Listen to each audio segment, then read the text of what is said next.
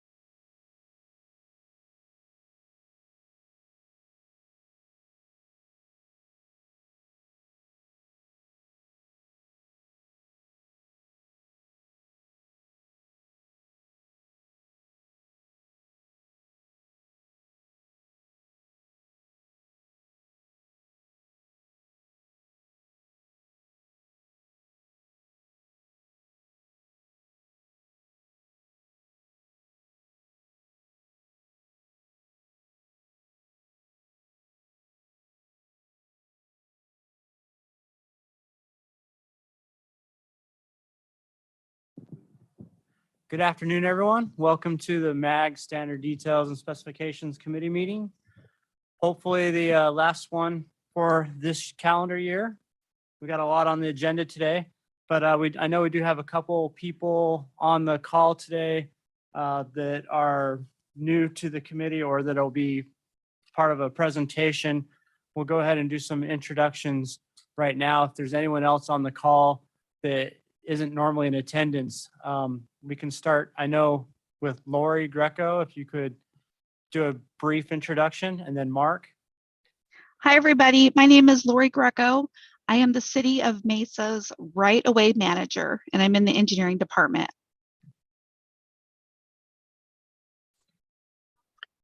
And I'm Mark Alstrom, Assistant City Engineer for the City of Mesa. Great, thank you. Do we have anyone else on the call that is new to our meeting? It's Dennis Ost with the City of Chandler.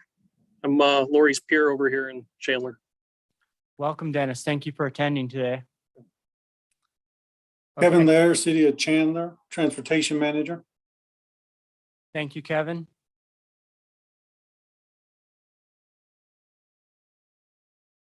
Okay, anyone else? We've got one other person here in person. Come on up. Oh, you're the IT. All right. We've got our IT help here. This is great. Okay. Thank you, everyone. We'll go ahead and move on to agenda item number 2, a call to the audience. This is an opportunity for members of the public to provide input through written comment to the Standard Specifications and Details Committee on items that are not on the agenda that are within the jurisdiction of MAG, or on items on the agenda for discussion but not action. Members of the public are asked to submit written comments related to this meeting through the MAG website at www.azmag.gov/comment and indicate for which meeting the comment is intended. Comments may be sent at any time leading up to the meeting, but must be received at least 1 hour prior to the posted start time for the meeting. Comments received prior to the deadline will be read aloud during the meeting. Comments may also be provided in person. Comments must not exceed 3 minutes in length. A total of 15 minutes will be provided for the call to the audience agenda item unless the chair of the Standard Specifications and Details Committee requests an exception to this limit. Please note that comments received for agenda items posted for action will be read at the time the item is heard. To attend the meeting by technological means, members of the public may access the link to watch the video stream on the MAG website by clicking this meeting is available to watch online link provided on the azmag.gov website. And is there anyone or Gordon, did we receive any comments prior to the meeting? No previous comments. Okay. Is there anyone online that was wanting to make a comment that's not associated with one of our agenda items? Okay, hearing none, we'll move on to agenda item number 3, approval of the August 3rd, 2022 meeting minutes. And Gordon will pull those up. We'll just take a last couple minutes to refresh our memory on those. And then after that, I'll entertain a motion.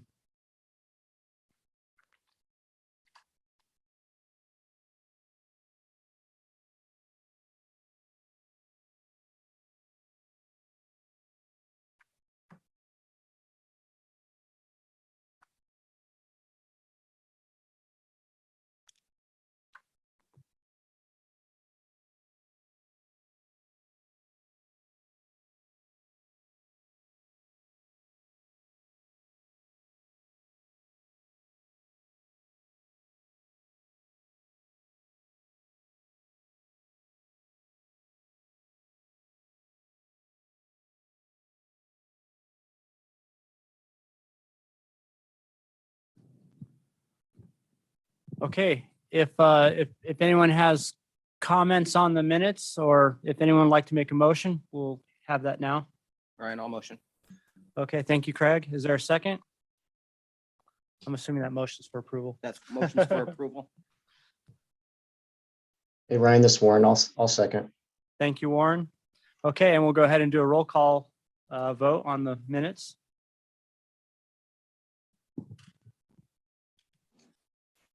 All right, starting with Avondale, Yes. Buckeye, Buckeye's a yes. Chandler, Yes. El Mirage. City of El Mirage. Gilbert, Yes. Glendale, Yes. Goodyear. City of Goodyear. Maricopa County, Yes. Mesa, Yes? Peoria, Yes. Phoenix, Yes. Scottsdale, Yes. Surprise. City of Surprise, Tempe, Youngtown, Tom with El Mirage, yes. thank you. So it looks like we got 11 yes and 3 not present. Is that right? 4 not present. Thank you.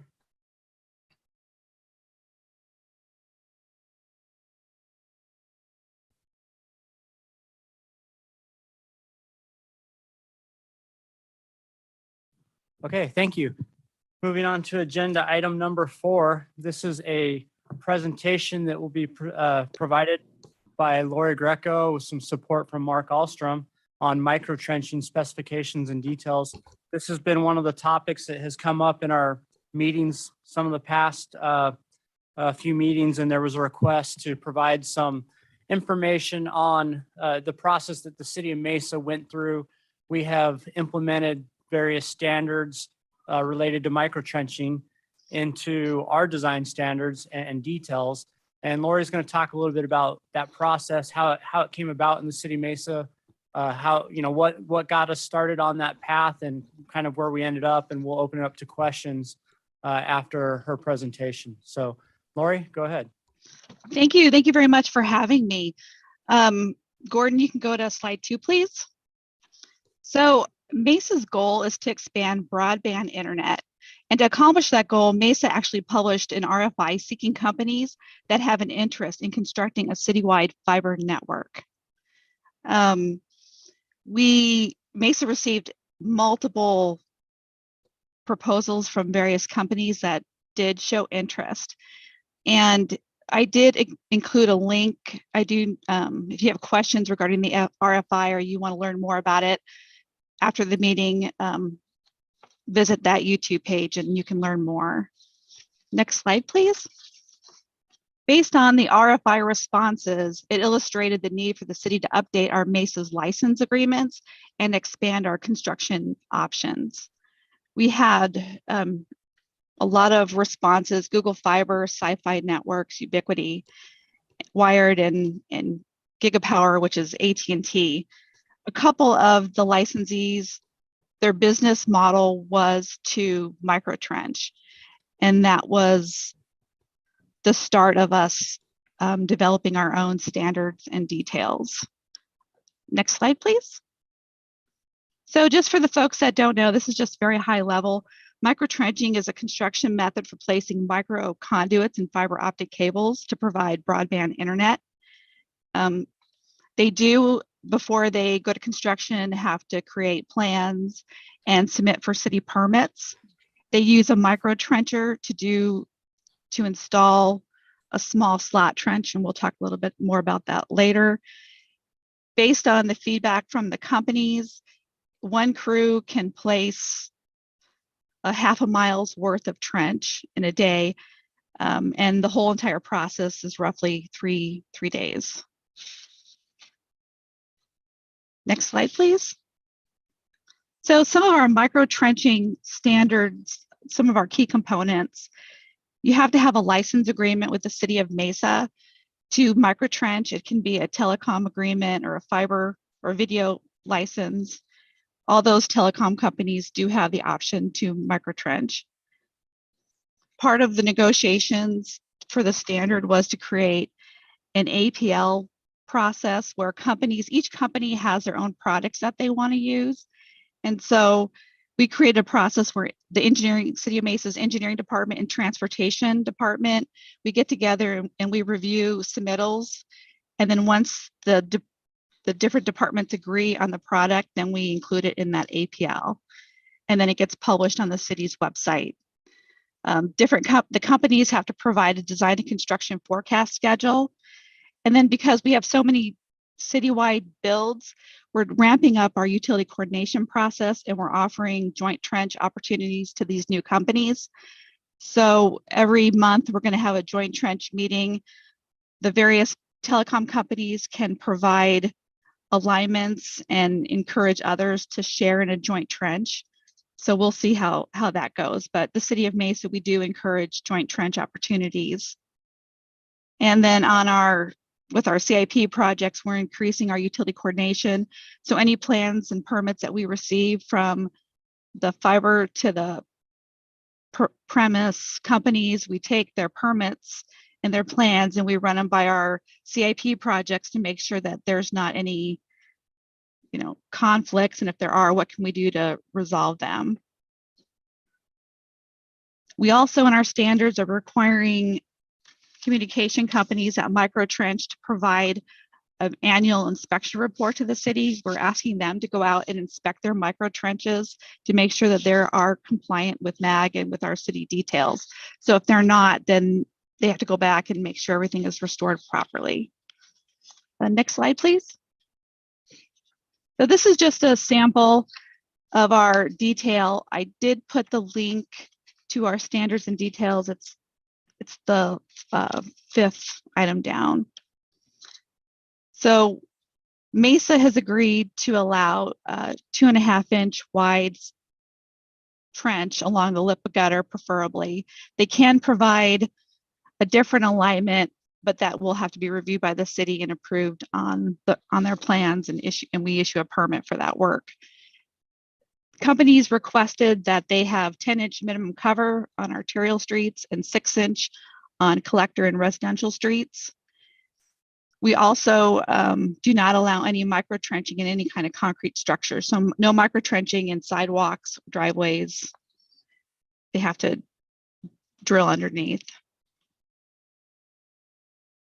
We also don't allow any kind of micro trenching in bike lanes as well.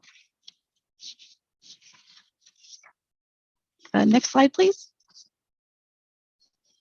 So each company does the micro trenching a little bit different. And so Sci-Fi Networks provided some video clips on their construction process, and so did Google Fiber. And so Gordon, if you don't mind showing the Sci-Fi Module 8 micro trenching, so viewers can have an opportunity to see it in action.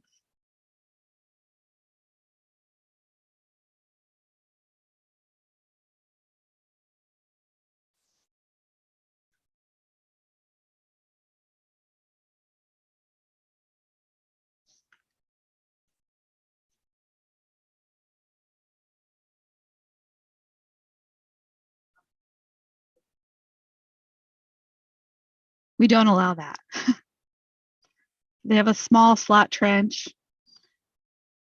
They're going to fill it with half-sack slurry with fine aggregate, and then the overband will be a crack seal product. Our streets department approved Mastic 1.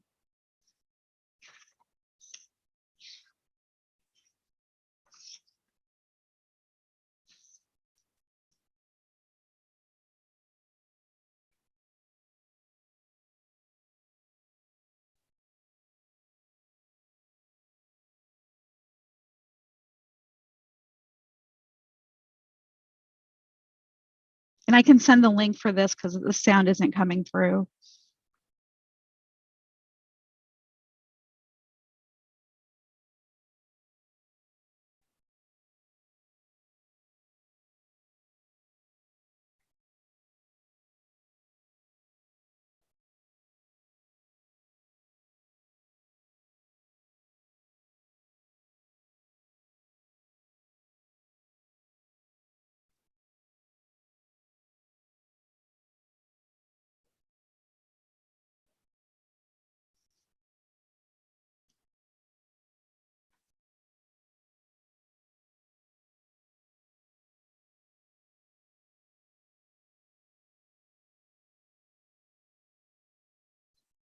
This is Sci-Fi installing small diameter conduit.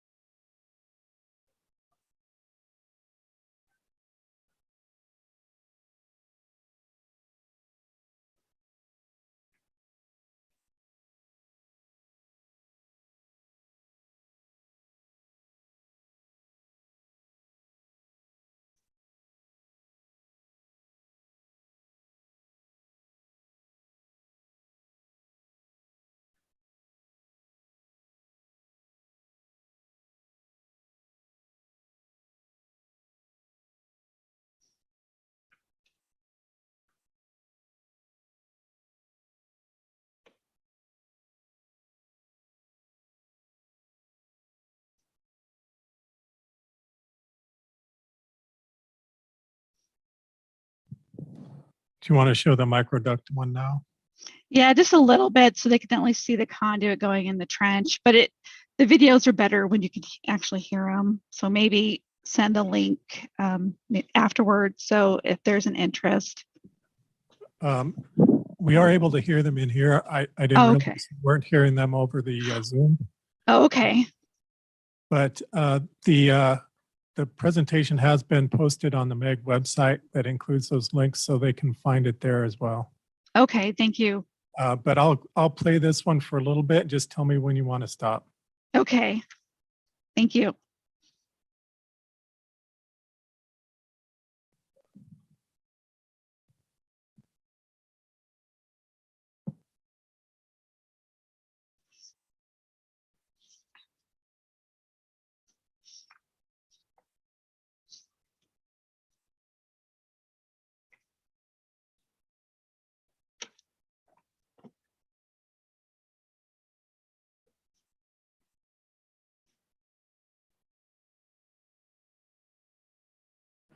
Sorry, we just had a quick IT help. Hopefully you'll be able to hear it now.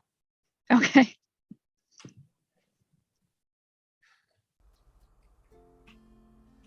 Microduct.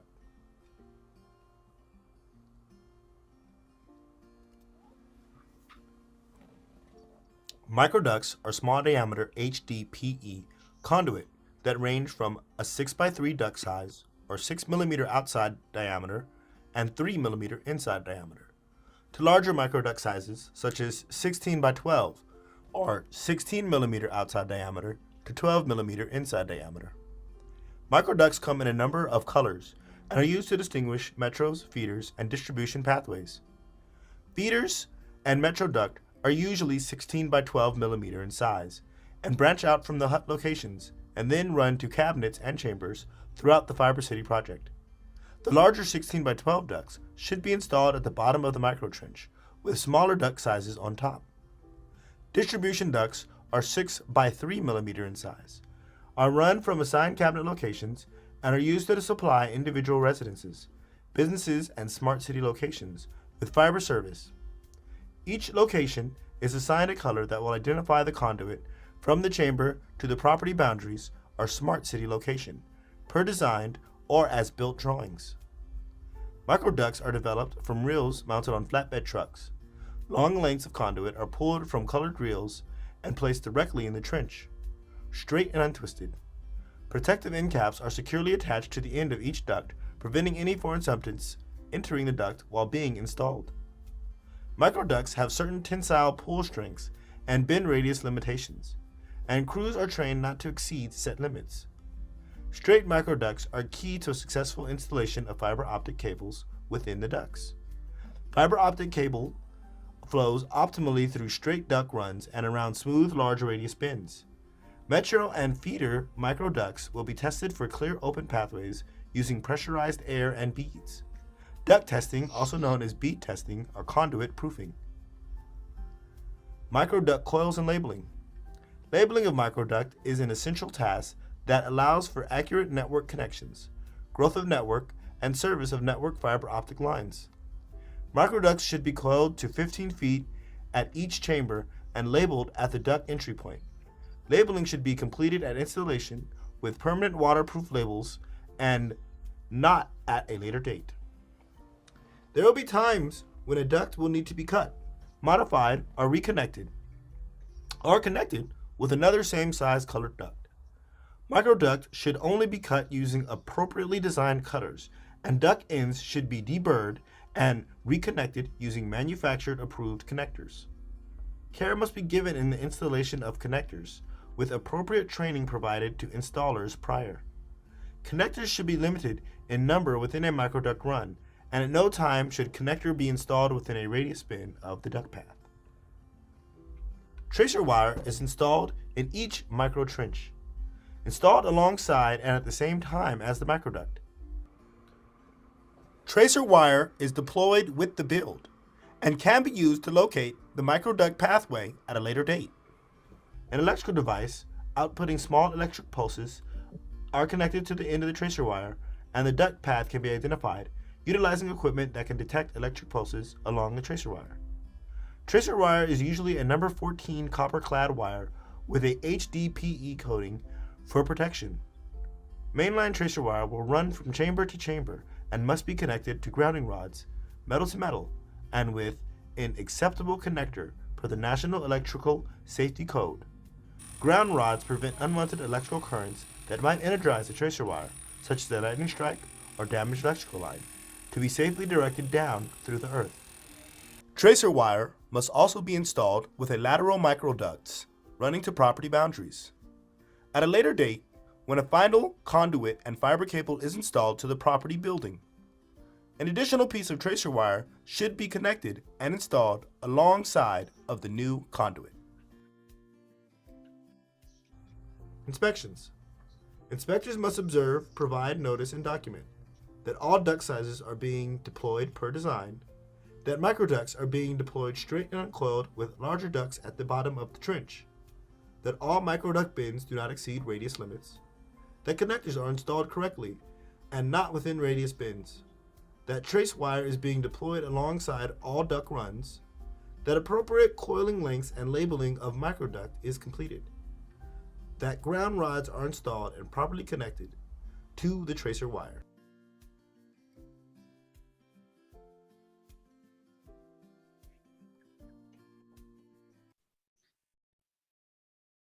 Thank you, Gordon.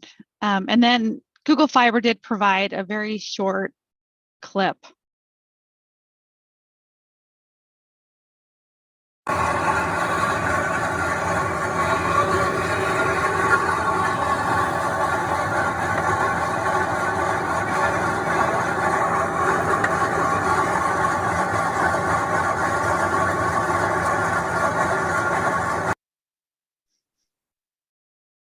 And that's it. The companies that we've worked with, they're going to use micro trenchers and their methods are pretty similar. So next slide, please. Does anybody have any questions? Hi, Lori. I have a question for you. Hi, Dan. When you joint trench on any of your functional classifications of street, do you go with a deeper trench? I know the companies are proposing to install a deeper trench, but for our standards, we have our minimum. So it depends on the environment in which they're digging.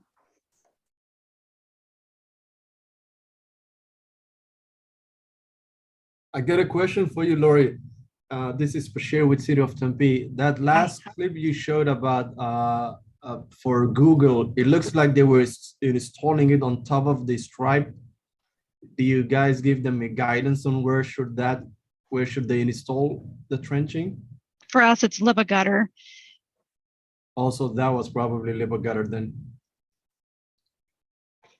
Yeah, and this clip that they provided, it was for work that they're doing in Salt Lake City. So they probably have different standards than what we have in Mesa.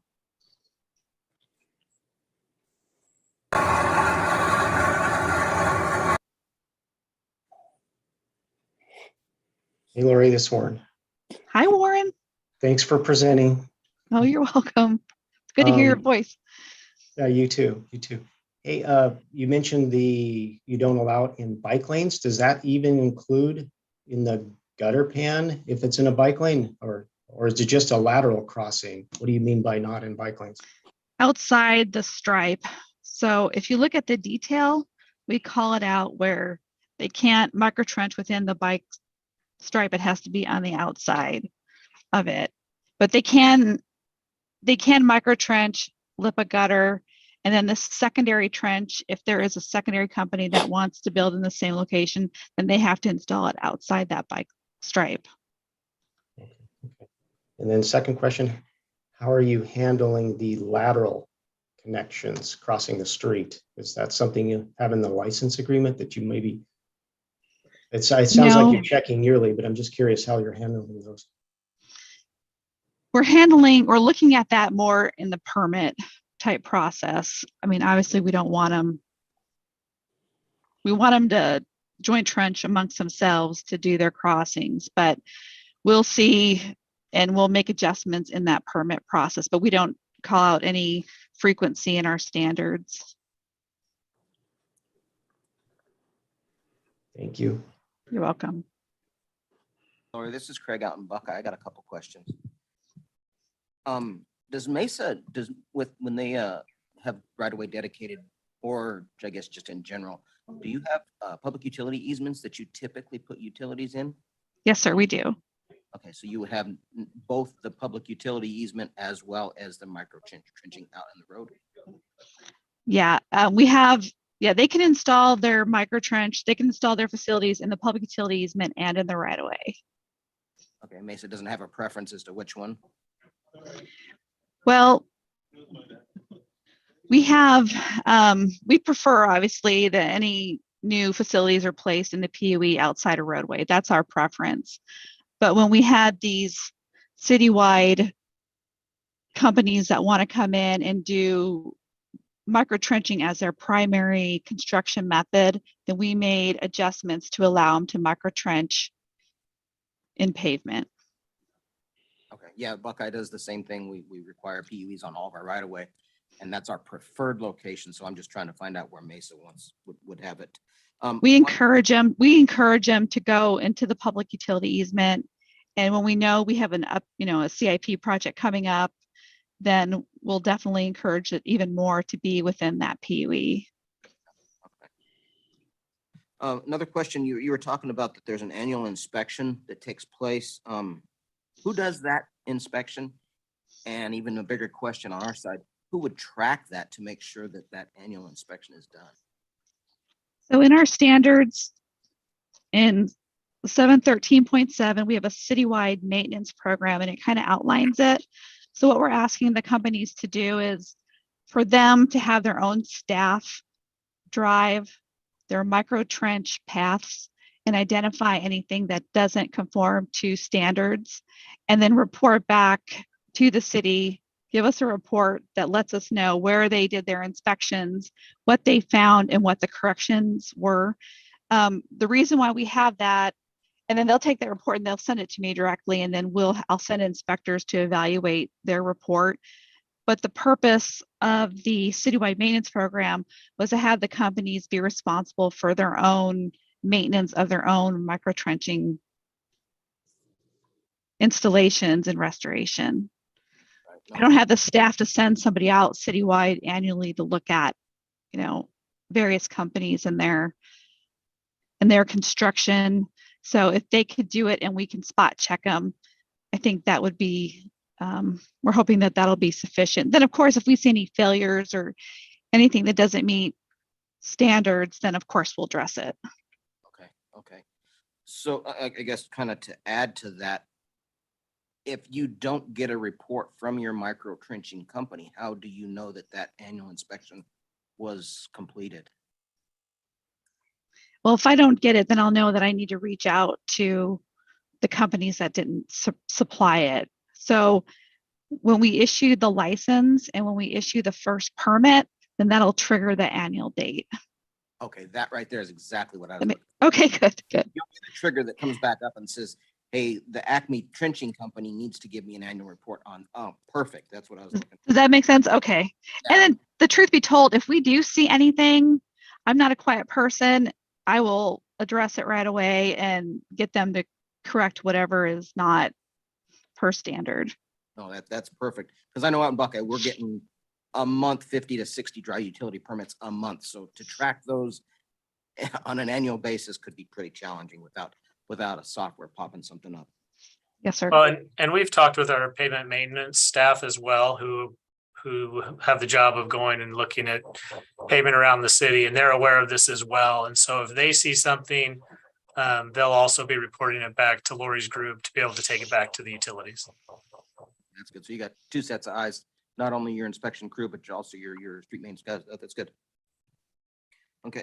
You talk about your the depth and your cover for arterial roads and local roads, one being 10 inches, the other being 6. Where's that measured from? Is that top of pavement or is that what's considered cover? Top of pavement. Top of pavement. Okay, so it's actually on an arterial road and most likely in a local road as well. It's within your pavement section. It's within the AB. Okay. Yes. We had a lot of discussion about cover. That's where we ended up. Okay. Yeah. Well, I was just looking at ours and for arterial sections, we've got an 18-inch pavement section for arterials. and a 10-inch pavement section for locals. And I'm thinking, okay, we've got this utility that's in our pavement section. So, but okay, no, that works. That Yeah, works. and we ended up there with a comfort level of understanding that typically when you rebuild a road, you don't rebuild the AB unless there's really a big problem. So that's where we kind of got more that if we were replacing the pavement, we'd be okay. That makes sense. That makes sense. That makes sense. And we talk about the inspection on there. Is that inspection provided by the trenching company or provided by the city? So we have what the city will be issuing permits, and then we have our inspection staff that will be doing the inspections for new builds. And then whoever's spot checking those annual inspection reports, that'll be city staff as well. Okay. So I'm kind of assuming you'd have your inspector would go out during construction and just do spot checks. Obviously you're probably. Oh yeah. Oh, absolutely. Yes, sir. With them. Okay. Oh yeah, absolutely. Those were all the questions. Thank you, Lori. This was great. You're welcome. Hey, Lori, this is Roy over here at the city of Scottsdale. Just a couple of questions, kind of follow up to what Craig had mentioned and Marcus.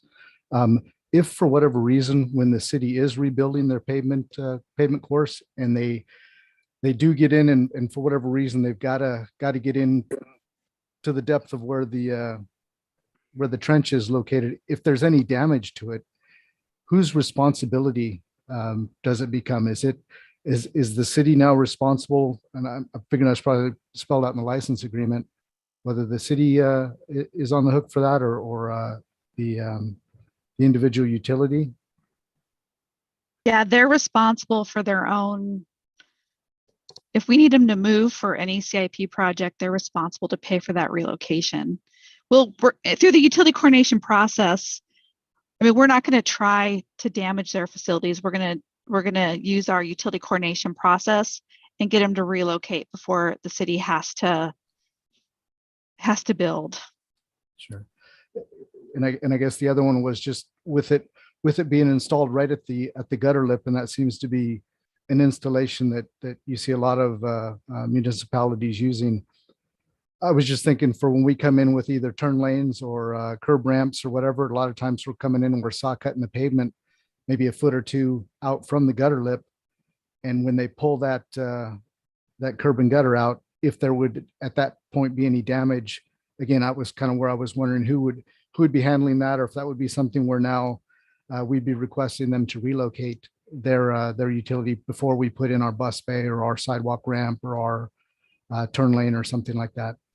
Yes, I preach utility coordination at the city of Mesa daily. And yeah, whenever we have a CIP project or a maintenance project, we have our utility coordination steps and we make sure that we do honor that. And so if we're putting in any new ramps and we've identified a conflict, that we go through that process to get those facilities relocated. You're right, in our license agreement, they do have 90 days to relocate for us to do any kind of CIP project.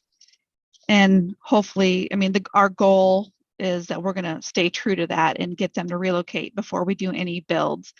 Because I want to, we got to keep in mind that their customers are our residents, right? And so we don't want to wipe out their internet service. I know my kids would be very upset. So, we want to honor that, right? We all like the internet. So we want to make sure that we have a solid utility coordination process so we don't damage their facilities and cause outages and they don't end up on our critical path of our projects. Sure. Does that make sense? That does. Thank you. And just one other thing, just out of curiosity, what's the longest lasting utility you got in through micro trenching? Did you guys just start in July, or have you had stuff that's been in the ground now for 6 months or a year or longer? No, we just issued the license agreements and we haven't even issued any permits yet. Okay. So we're very much at the planning stage. I was just going to be curious as to how some of these react with our warmer summer temperatures. where you see some of the sidewalks and stuff that pop up, if there's going to be any thermal expansion in any of these conduits that's going to want to try to grow up inside the trench. I was just curious. I'll let you know. So to be determined, I guess. No. Brian will have to give you an update, but we're going to be watching it. Absolutely. Okay. So we're hoping that we don't have any damage and expansion issues. So if we do, we're going to deal with it. But we hope that that's not the case. Okay. Well, thank you, Lori. Thank you, Marcus. You're welcome.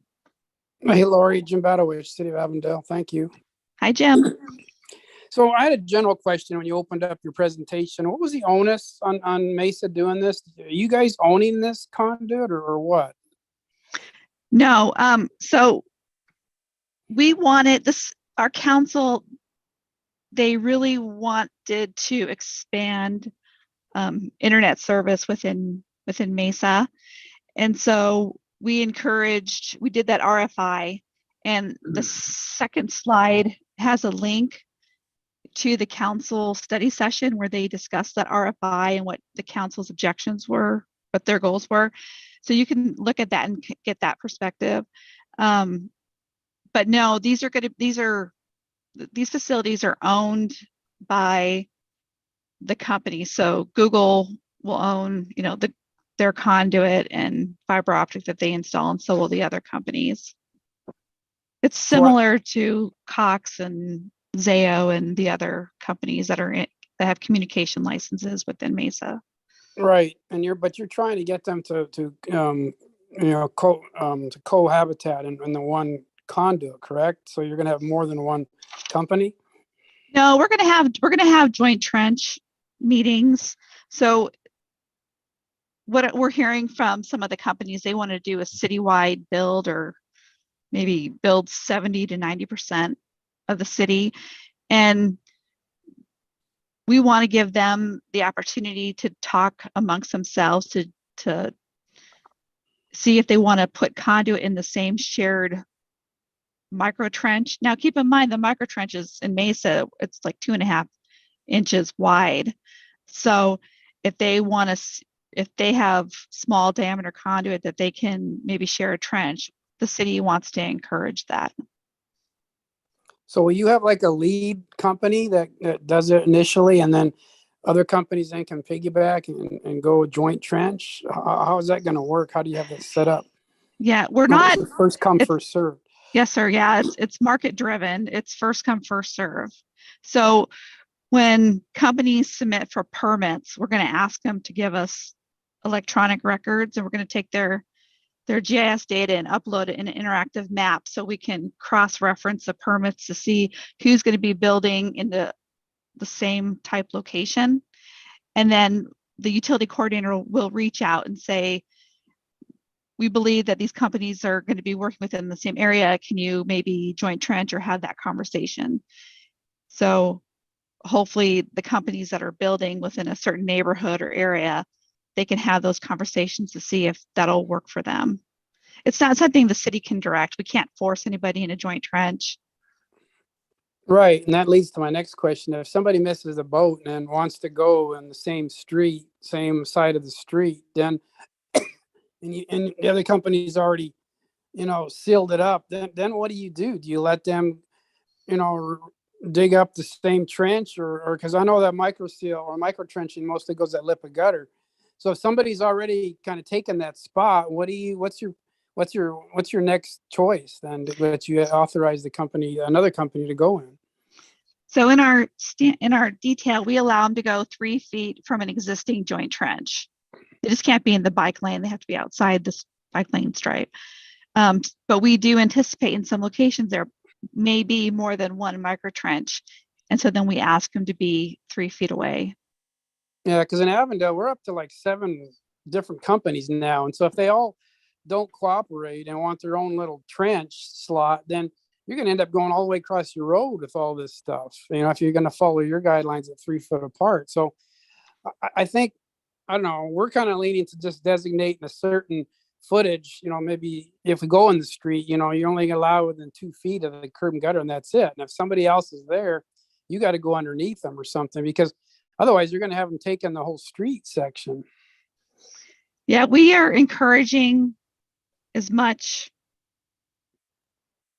internet and partnerships. We're trying to really encourage that. We think the market, the companies will self-manage themselves, but we're not going to restrict any builds. No, that makes sense because you Yeah. want to keep it, competitive, and you want to offer, have different choices for the customers. But like I said, we got like several, over 5 or 6 companies currently, and they all seem to want to go in the same location. Like you said, it's like a race to get to a certain location, and so they're all trying to bore, because we don't allow micro trenching yet, and so they're all trying to get in the same place, and it just seems to be kind of overkill. And I like your guys' idea where you encourage them to go joint trench. That makes a lot of sense. But we try to keep them outside of the street section because we want that future street section reserved for city, wet utilities if we ever have to go in and replace it. So that's our concern, is that all these fiber companies coming in and taking all the prime locations in the street. So Yeah, we figure that, as Lori said, that the market will kind of resolve that. We may end up seeing a few that try to go in the same neighborhood, but our feeling is that maybe 1 or 2, but then once a couple are there, the others are probably going to skip that area. Okay. We'll have to see what happens.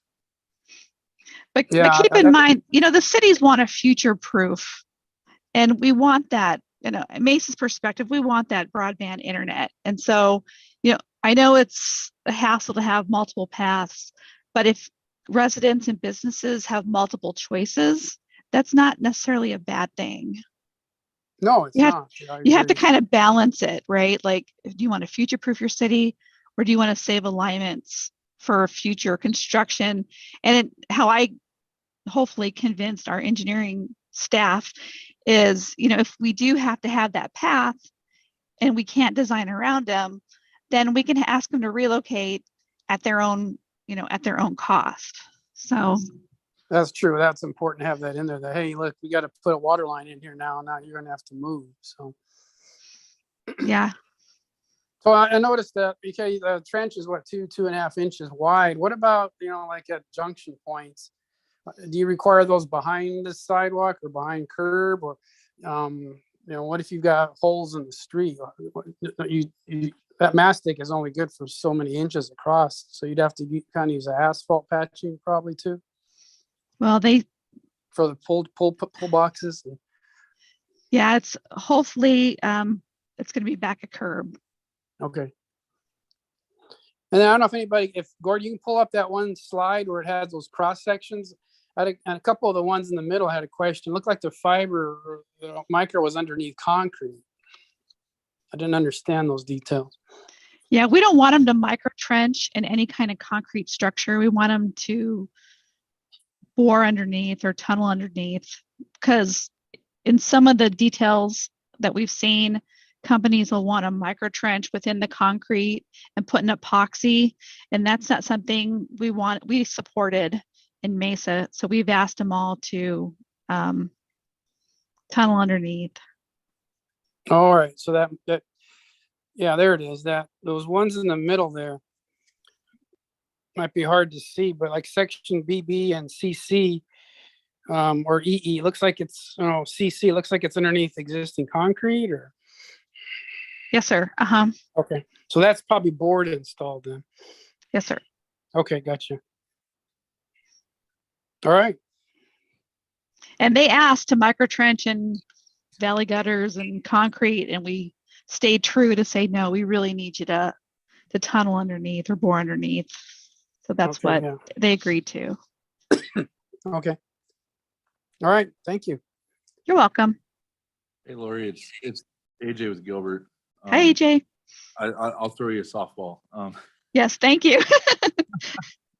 So when you were mentioning about the annual inspections, is that just a 1-year warranty period, or is that something built in the license agreement that goes on for the life of the micro trench? It is, yeah, no. So The license agreement, you're right. They have to, no matter what happens for the life of the license, companies have to maintain those facilities. But we had some concern, obviously, Mesa's engineers had some concerns with micro trenching, right? And so to satisfy those concerns, we included that citywide maintenance program within the standard. So if anybody needs, so when they micro trench, because it's hard for city staff to hit, Mesa's the third largest city. It's hard to send staff out for all the paths, 1 year later. We wanted to put that on the companies to make sure that they manage their own builds and make sure that their restoration is up to current standards. And that's kind of why we did that. So yes, you're right. They're obligated to maintain their facilities for the life of the license, but we wanted to have some milestones within that life of the license. And that's why we added that maintenance program. Does that make sense? Yeah, so I guess my question is normally with development projects, we have a 1 or maybe a 2 year warranty period, and then it's the town or city's facility, or not facility, but it's the maintenance would go over to the municipality as opposed to the staying with the provider. So if I'm understanding, they will continually have to do an annual inspection and then possibly make repairs for 3, 4, 5, 6, 7 years, as long as the license is active, correct? Yes. And then is it also identified, just if there's an area that was identified where the micro trench had failed and it caused, say, a larger pavement failure within the roadway, would that also be covered under the license agreement as a repair to be done? Yes, but it's only a 2.5 inch wide trench. So if they cause any other damage, then yes, they would be obligated to do that repair. Okay, awesome. Well, thank you very much. You're welcome. Yeah, that annual inspection is a great idea because, some of these mastics, they can shrink. And so now you've got a crack where you don't want it to be. And so if that mastic fails, then they would be required to go back and reapply it, I would assume. Yes, sir.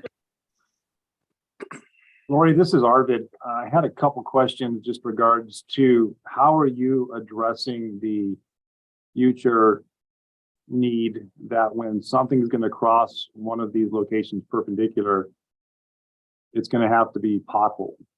So Correct. how is that going to be addressed with regards to not damaging it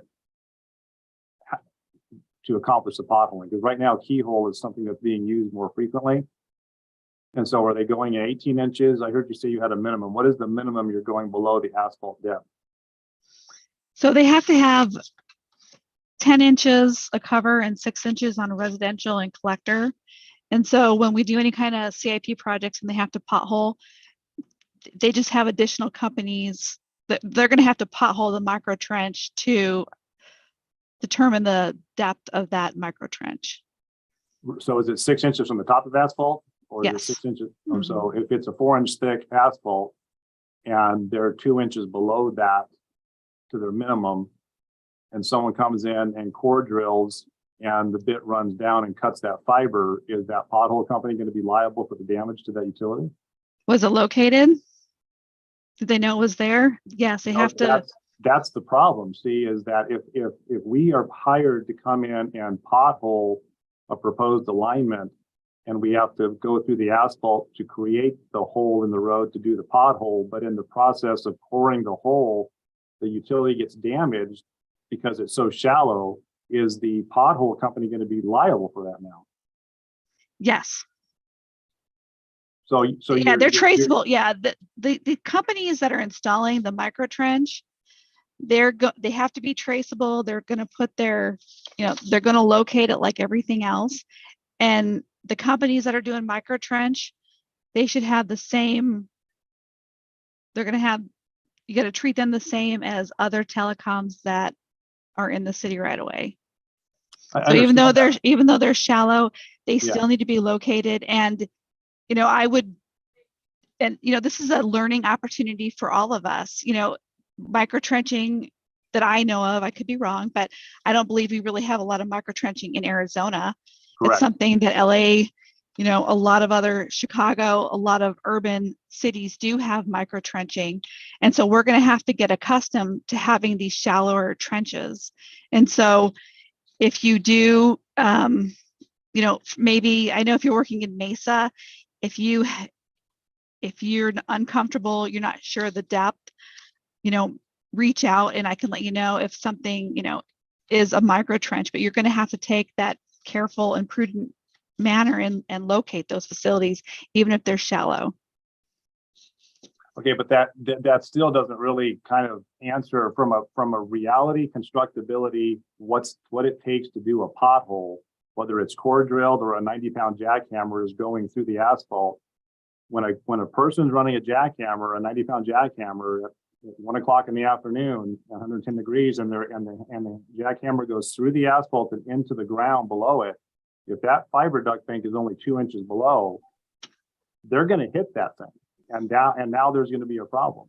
And there's no way to get through the asphalt any other way, either core drilling or jackhammer to pothole and find the utility. So how do you foresee addressing the issue that with the minimum depth? If you were 18 inches deep, you could potentially have a safer zone of not damaging it. But when you're only 2 inches below the asphalt, and then you've got the situations in Mesa where we've been where the asphalt is 12 inches thick. So now are they staying in the asphalt or are they still having to go 2 inches below the asphalt, even if it is 12 inches thick? Yeah, you're going to have to, you can't damage them. So if you're potholing, whatever method you choose, you can't damage a micro trench. So I'm not going to sugarcoat it and say you can damage it. You can't. They have the same protection as another telecom. Mark, do you have something?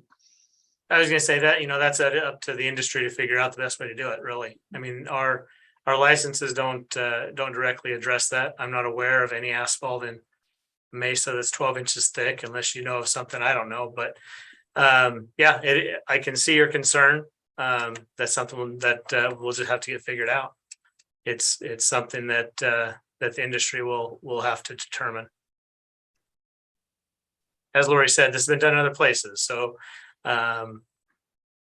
we'll have to see where it goes. Okay. This is due to Mesa as well, so. Okay.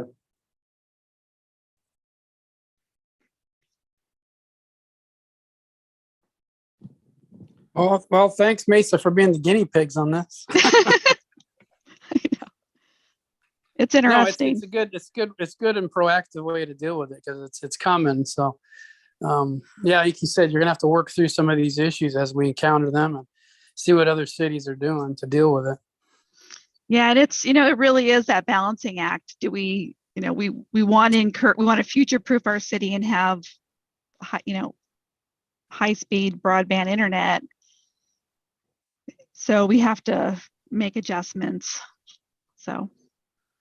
Okay. Any exciting last questions for Lori? Just one last question, Lori, on your APL. Did you had a number of companies that you've accepted? Did you have some companies that you did not accept their processes?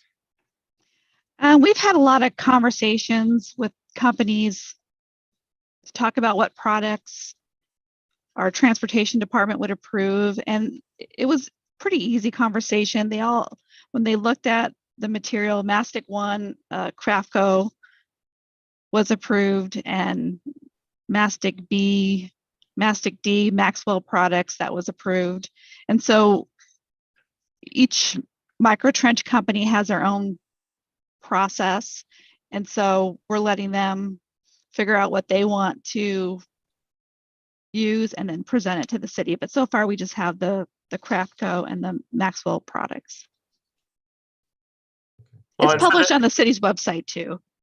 And for the backfill, we started off with MAG standards. That was our intent, is to try to be as close to MAG for the fill and even for the surface.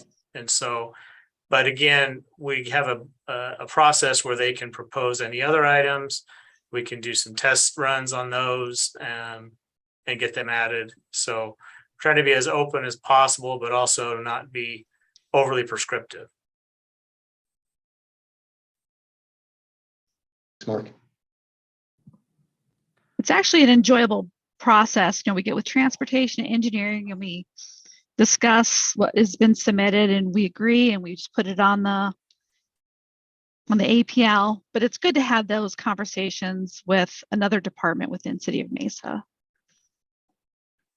Lori, thank you for the presentation. And you might have gone a little too far when you said it's been an enjoyable process. It's been super enjoyable. It's not my kind of party fun, but no, City of Mesa obviously has put in a lot of hard work, and you've been a huge part of that. Mark, thank you for joining in the presentation and for all your efforts too in preparing these standards. As was kind of indicated, this is new to the City of Mesa also. There may be some improvements that we identify as we go through the process, and hopefully we'll continue to adapt and update standards as we identify those process improvements that make sense throughout. Anyway, thank you for your time, and we appreciate the presentation today. Thank you.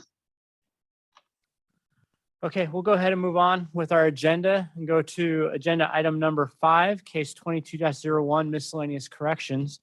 And we have 3 items in the miscellaneous corrections case this year.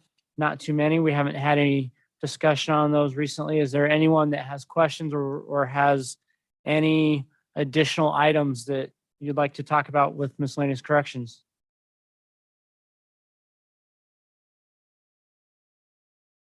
Okay, hearing none, this is up for possible action. So if there's no discussion on this, then we can entertain a motion on the miscellaneous corrections case.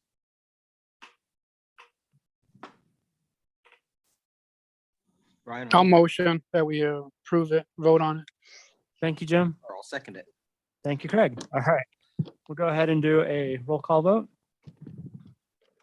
Okay, starting with the City of Avondale. Yes.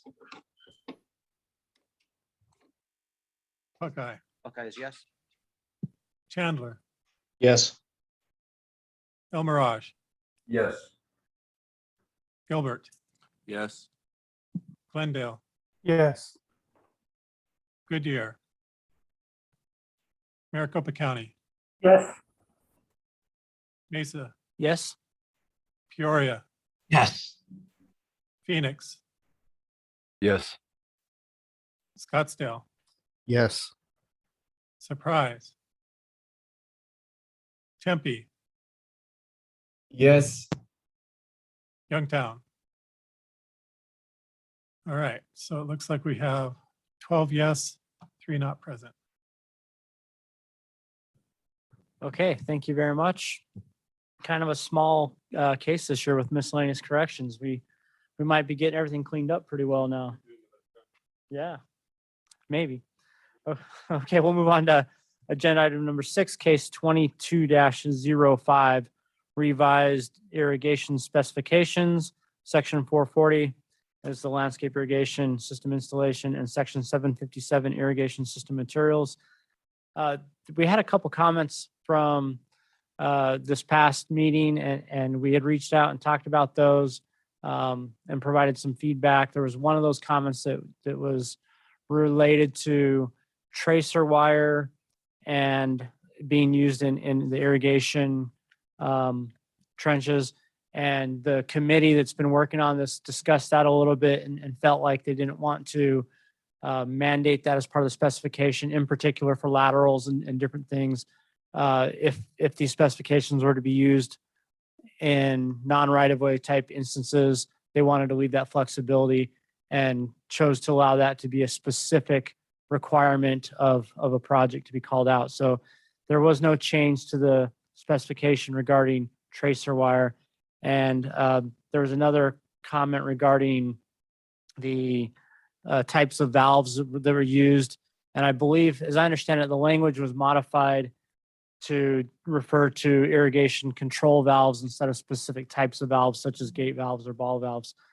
Other than that, we hadn't received any additional comments on these specifications. And I guess if there's any questions or discussion at this time, or I'm not sure, I didn't catch if Wayne or anybody else was on line that has anything else to add, happy to have that discussion at this time.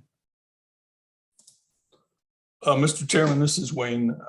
You've described it correctly. These specifications have been available for several months now, and those last two comments that you identified were addressed.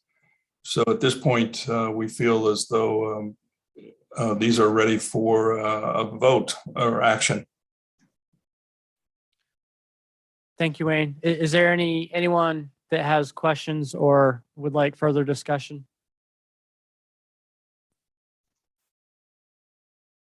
Okay, if not, then these are up for possible action. And so if there's a motion, I'll entertain that at this time.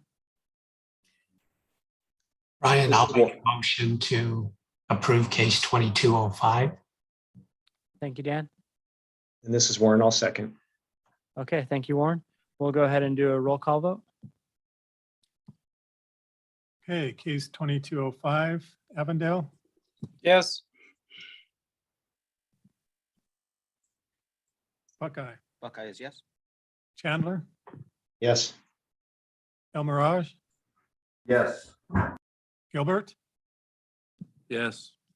Glendale, Yes. Goodyear, not present, Maricopa County, Yes. Mesa, Yes. Peoria, Yes. Phoenix, Yes. Scottsdale, Yes. Surprise, not present, Tempe, Yes. and Youngtown is also not present today. So 12 yes, 3 not present.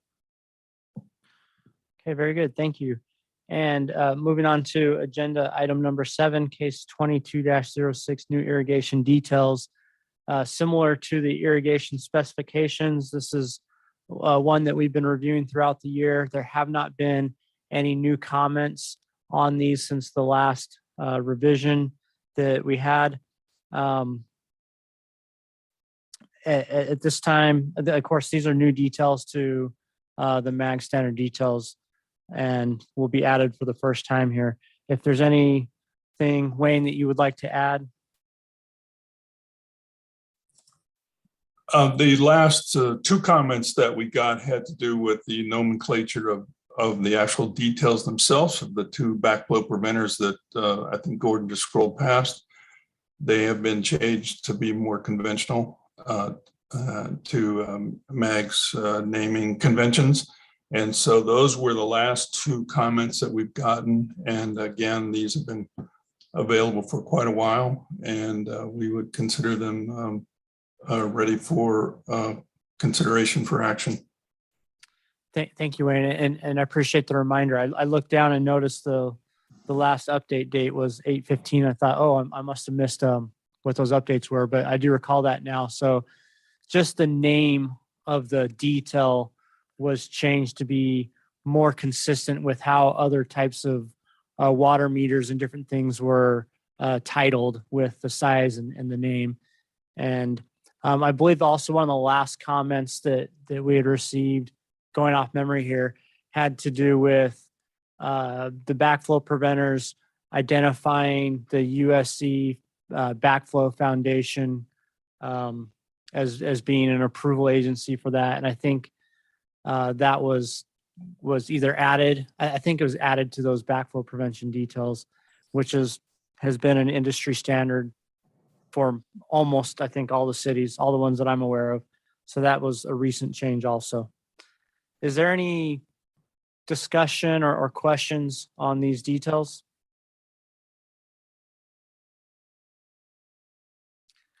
Okay, if not, these are also up for possible action today. So I'll entertain a motion on the irrigation details. Ryan, I'll go ahead and make a motion to approve case 2206 as well. Thank you. This is Warren. I'll second. Thank you, Warren. Okay, we'll go to roll call vote. Okay, case 2206, Avondale, Yes. Buckeye, Buckeye is yes. Chandler, Yes. El Mirage, Yes. Gilbert, Yes. Glendale, Yes. Goodyear, not present. Maricopa County, Yes. Mesa, Yes. Peoria, Yes. Phoenix, Yes. Scottsdale, Yes. Prize, Tempe, Yes. and Youngtown. Not present. So that's 12 yes, 3 not present. I'd like just to take a few seconds and make sure that I thank Wayne for all of his efforts on this. He was instrumental in the group that put together the details. It was quite an effort starting from scratch. As mentioned, these are new details, and then again also with the specifications to revise those. It's been a large group effort. I know, Wayne, there's probably a large group of people, and we can't name them all, but I would like to thank Wayne for his participation in the committee this year and putting those together and helping with that process. And hopefully these details will help the industry, and hopefully each of our agencies can streamline our own details and specifications now that we have these significant updates and additions to MAG. So thank you for your time on that. Ryan, if I can also add, I think I've said this a couple of times. This is Craig and Buckeye. These details are class details. This is going to upgrade our details. So you're kind of raising the bar for all of us. So thank you, Wayne. Thank you, Ryan. This is going to make MAG, I guess it's just going to be a better presentation. So I want to thank everybody in that. Okay, thank you. Mr. Chairman, I would just like to say thank you for the kind words. It has been a long effort to pull these together, but I would be remiss if I didn't recognize Zach from the city of Mesa and for his efforts in really co-chairing the committee with me to get these pulled together. Yeah, thank you. Okay, moving on to agenda item number 8 here, case 22-08, revised detail 230, the sidewalks to clarify cross slope tolerances. I know we've had a lot of discussion, and I think we've kind of honed in on this over the past month or two. Carl, do you want to give us some updates here and kind of walk us through any of the final revisions and where we stand today? This is Marty from Maricopa County. Carl's on vacation. I'm President Foxy. And as far as my understanding, this is his final revision. There's no other thoughts on it. So, yeah. Okay. If there's no other comments or concerns, they can keep moving forward. Okay, thank you, Marty. And I do recall now that Carl was out. So, and thank you for being here. So I think the discussion, if we can just kind of refresh everyone's memory, I think, and Gordon, are these the comments from the last meeting that we're looking at here?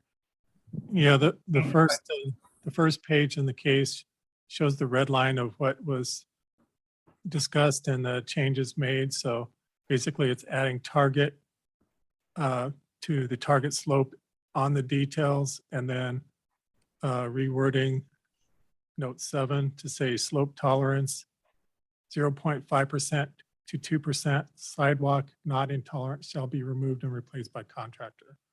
Excellent.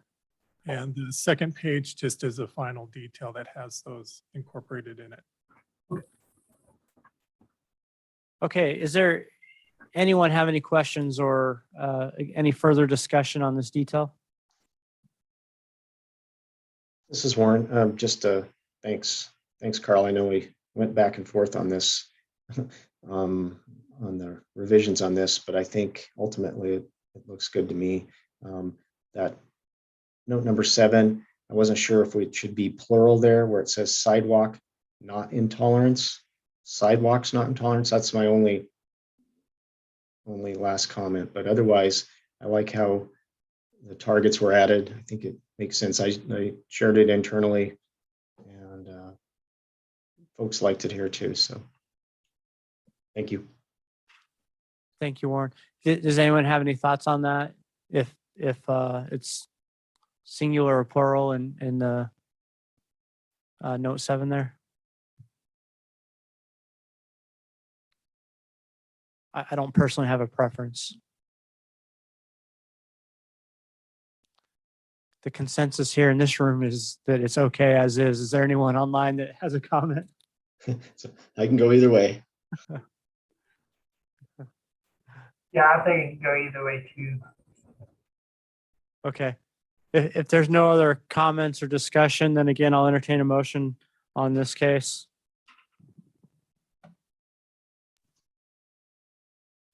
This is Warren, I'll motion. Sorry, who is the motion from online? Warren, that was you? Yes. Okay, thank you. Right, I'll second the approval of case 2208. Okay, thank you, Craig. And we'll go ahead and do our roll call vote. Case 2208, Avondale, Yes. Buckeye, Yes. Chandler, Yes. El Mirage.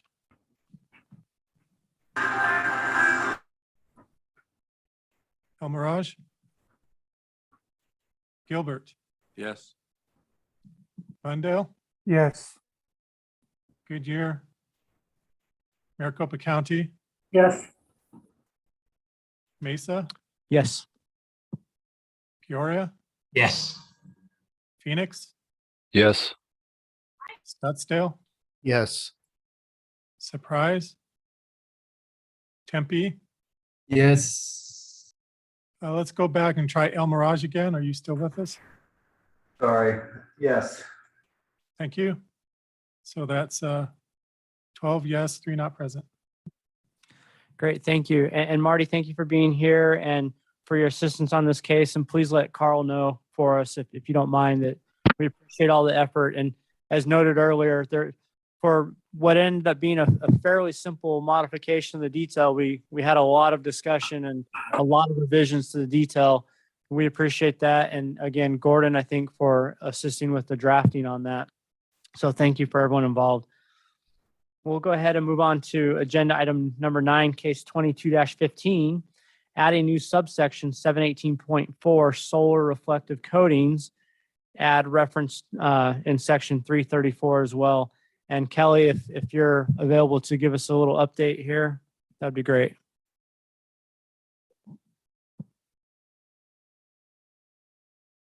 I'm not sure if Kelly's on, but I believe that Ryan Stevens was on from Okay. Phoenix. Okay, Ryan, I don't know if you're prepared to provide an update. I believe there was some discussion and modifications to this from the working group meeting. So Ryan, if you're available, if you can give us an update. If not, then we'll ask a representative of the working group to provide some information the best they can. Yeah, thank you. Ryan Stevens, City of Phoenix. I believe this went to the materials working group for discussion.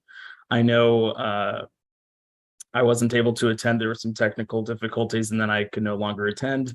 But my understanding is that there was some discussion to mostly change the naming convention to be solar reflective pavement instead of cool pavement to avoid any potential brand name issues.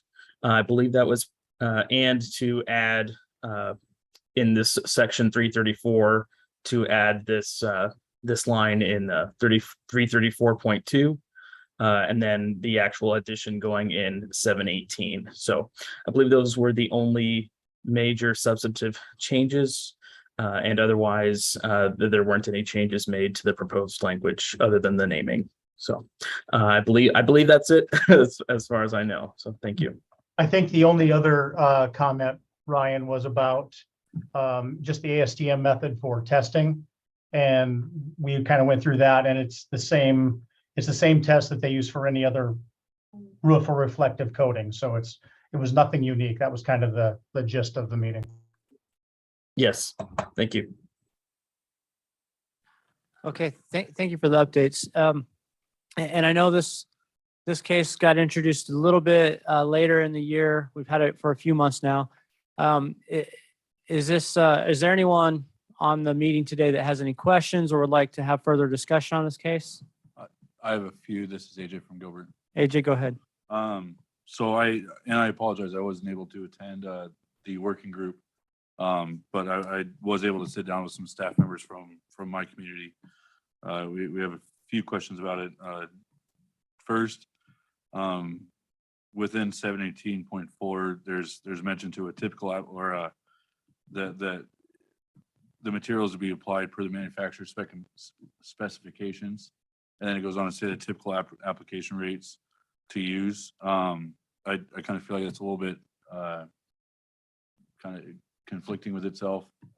Is it the manufacturer specifications, or are we following typical application rates? I think it's a little different than the other materials.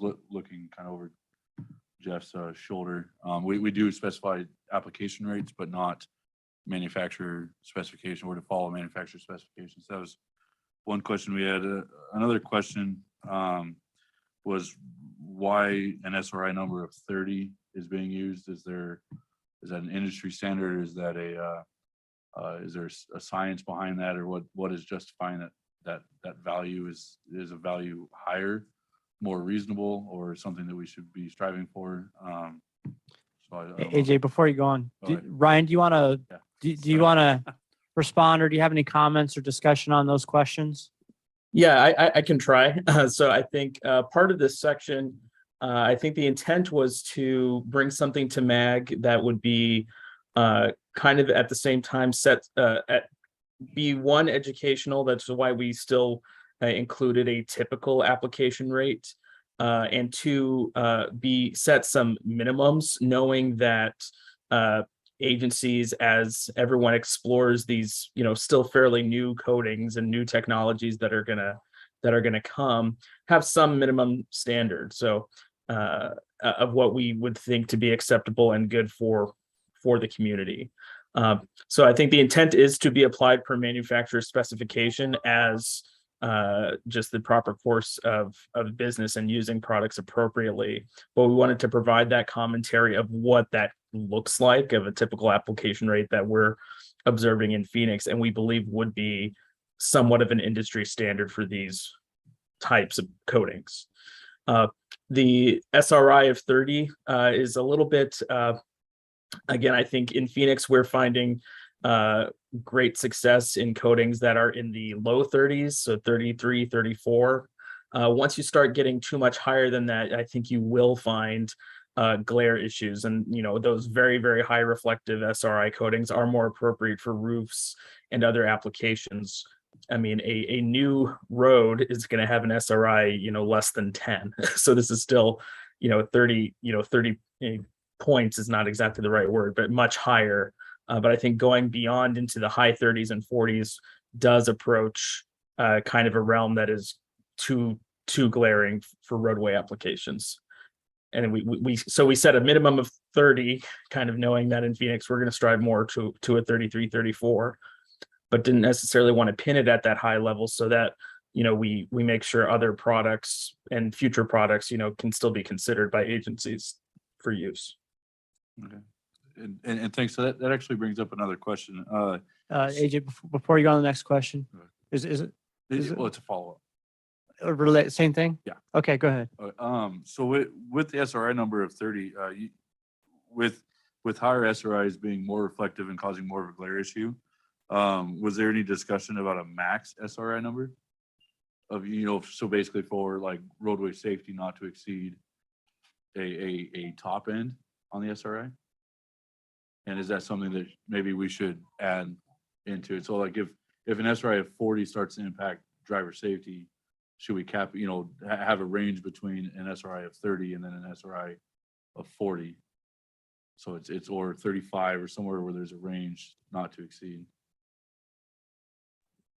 I know, just from my experience, in Phoenix, we haven't looked at that, so we don't have a specific number to give. So, I mean, it would only be anecdotal. So I think that's why I didn't include it. I don't know if the working group thought of that question. I'm glad you did because I was going to ask the same question.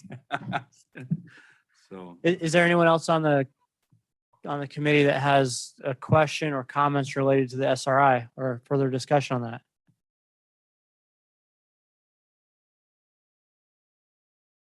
Okay, AJ, if you want to go on to your next question. all right, and so I've got 4 other items, and I want to say this maybe in the beginning. I like where this is going. I don't think it's personally, and as the town of Gilbert, I don't think this is in a form that's ready to be approved.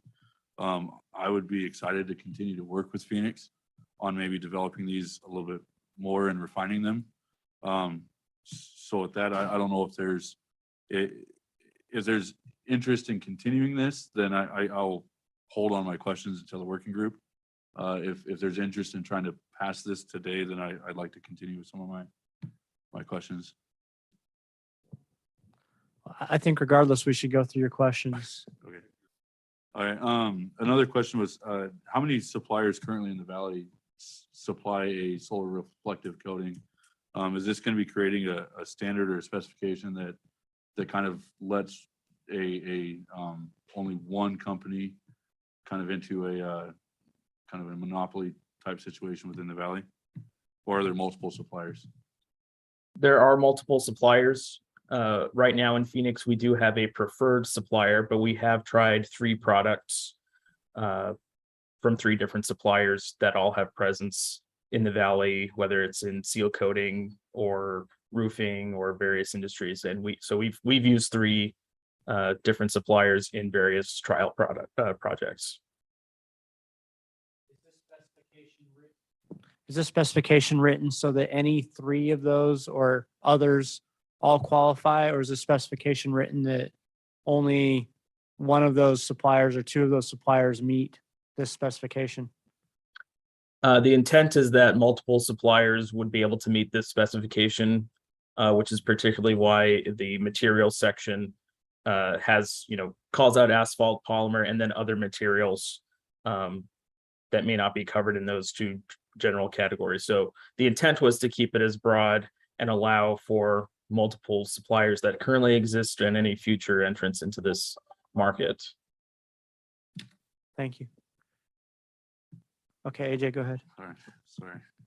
And then does the SRI number degrade with time? And if so, how long does that SRI tend to last? I don't know if Phoenix, it sounds like you guys have done some test cases maybe. Yeah, so we've done our some of our oldest installations are coming up on 3 years old. So the SRI does degrade over time. Our experience in Phoenix has been that it generally gets dirty. But of course, as the product starts to actually wear, that would impact it as well. So that is something agencies will have to consider generally when they're looking at this type of product. But we didn't write anything in the specification in terms of how long it needs to last at a particular SRI level. We haven't had any treatments go to their full end of life for us to really see a full cycle, but it does degrade over time. Go ahead. Yeah. And then along with that, outside of the SRI number, has there been any long-term durability testing of how this coating holds up compared to other coatings that are already in MAG? So we are expecting about an 8-year life. And I think every agency can put that into their experience with various asphalt coatings of what that means for them. For us, that is quite a bit more than a traditional asphalt seal coat product. We haven't used any product for solar reflective coatings for 8 years, so we can't independently validate if we get 7 or 9 years, something like that. But that's the expectation. And throughout our pilot and the first few years of using this type of product, we haven't seen any premature failures or any information that would lead us to believe we won't realize that type of lifespan. Awesome. And then just my last question, since you guys have done a pilot study, do you guys have anything that you could present to the committee as a presentation or just in general, to kind of show what your guys' process was, how you identified areas, what the kind of what the monitoring was, and then kind of what your final results were. Yeah, I would be happy to provide or give a presentation to the committee if desired. We also do have all of our public meetings that have been recorded and the information from our ASU, our study with Arizona State University, on our website, which is phoenix.gov/streets/cool pavement. But I'd be happy to give a presentation to the committee if desired. AJ, any other questions? No, that's it for me. Okay. Are there any other questions or discussion items from members of the committee on this right now? Ryan, something small, but I just noticed the numbering looks like you've got a -1, but on that same page, we've got an end of section. And then the next page is a -3. We're missing a -2, just something small.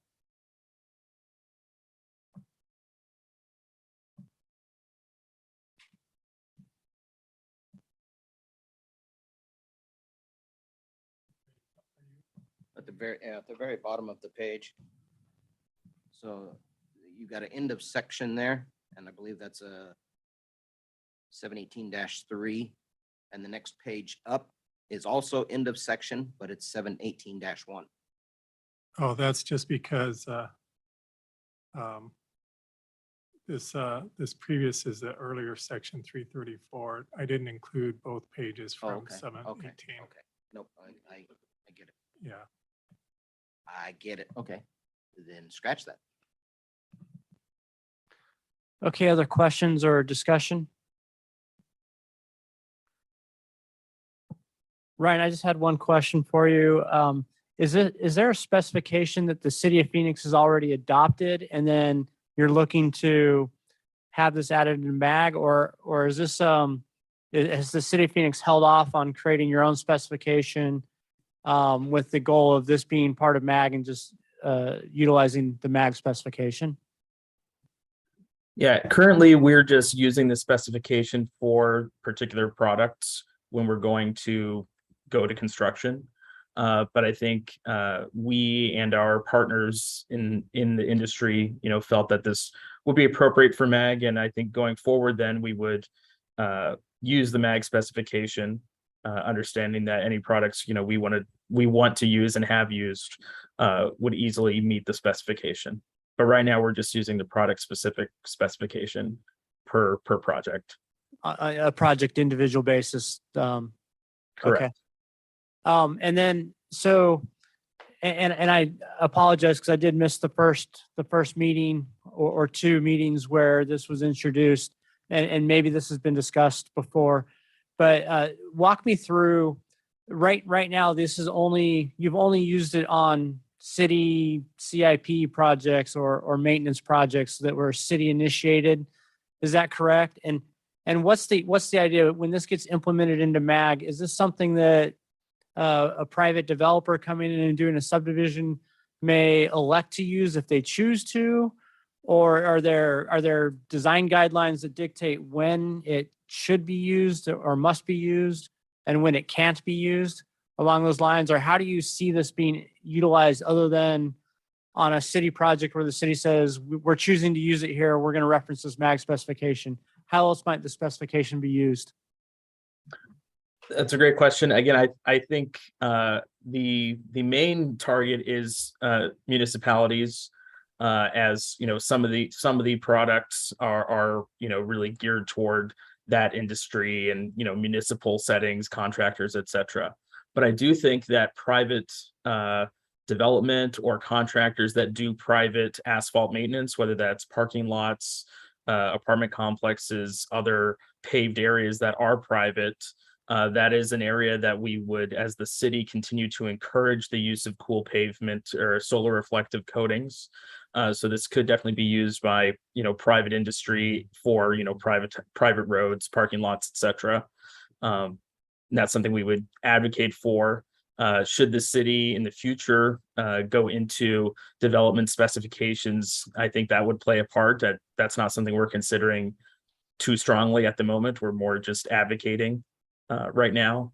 But that's, I think the primary is municipalities, but certainly private development, anywhere that has private paved areas, or we have had utility companies that have private roads, yards, things like that, have asked us about our experience with this technology. So there is private use as well as public municipal use.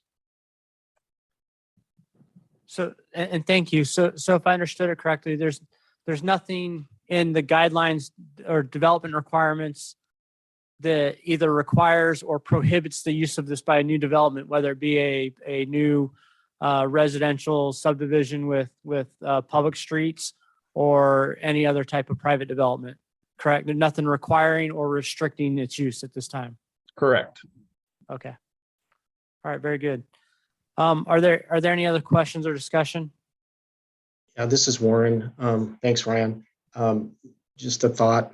Are there any restrictions, or have you found any locations where this shouldn't be used? Is this okay, like in crosswalks or even in parking lots? Is when you put this coating on, does this increase the slipping hazards, maybe when it's wet? That kind of the ADA concerns, the smooth, stable, slip resistant type of things. Great question. We in Phoenix are using this where we would use asphalt seal coats. So that's generally low volume local streets up to minor collector streets at this point. And that's, industry standard. You're not going to go use an asphalt seal coat on an arterial street for those exact same concerns. But it is meant to go on the roadway. It's designed for that. We did some testing with ADOT's equipment. The difficult thing is that those tests are run at 40 and 60 miles an hour, but we're putting them on local streets with a 25-hour speed limit. So what does that mean? There's not very clear guidance for that, but we've looked at that, and we believe that these are appropriate products on local streets at this point. But in terms of pedestrians crossing on these pavements, maybe after it rains, things like that, how is the slip factor? I mean, all I can say is I haven't had anyone call in and say that they slipped on it. We certainly have people talk about driving on it after it's been wet, particularly when it's newer and people have concerns, but it hasn't risen to a level that we feel it is unsafe or unsuitable. But I've never had someone say they slipped walking on it. Okay. Thank you. Ryan, I have a question. Go ahead, Dan. Yeah, I was wondering, when you put your striping down, crosswalks or whatever after this, did you have any adverse impacts? That's a great question. Again, mostly we're on local streets, and in Phoenix, we don't have much striping on our local streets. But the coatings we're talking about, at least the ones Phoenix intends to use, are in the gray kind of area, off-white to gray, and it looks like cured concrete when it's fully set. So if we think of our concrete streets in the valley, or ADOT underpasses, overpasses, or even ADOT freeways now that are only concrete, we've continued to use our white and yellow striping like normal. As part of iterating, we are going a bit more gray than before while still being effective in the solar reflectance, and that helps with the contrast. But we really have not had issues using our standard white and yellow stripe materials or colors or anything like that. All right, thank you. As a follow-up question to that, is there a pigmentation requirement in the specification? You kind of mentioned, and I think that was a great question, asking about striping and contrast or anything like that. And you said you've been trending to go towards more gray pigments, but is there anything in here that identifies pigmentation restrictions? There's nothing in here that demonstrates that, because I think we wanted to be able to leave that up to agencies. One of the suppliers that we primarily use has a whole range of color options and availability, and they're able to make various colors. In Phoenix, we're going to stick in the gray realm, but there are solar reflective coatings that can be all sorts of colors. We didn't want to get into that with this because I think that will be an agency by agency. We'll want to make that choice for what's right for them, what shade of gray or what other color they might be interested in. Thank you. Anything else? Okay, so AJ has expressed his thoughts that maybe this needs a little bit more evaluation before he would be comfortable voting on it. I want to reach out to the rest of the committee and see if everyone else feels like they've had a chance to vet it enough that it's something that would be ready to vote on this month, or if this is something that needs to continue to be evaluated before we're ready to vote. So I'm looking for any feedback from the committee on that.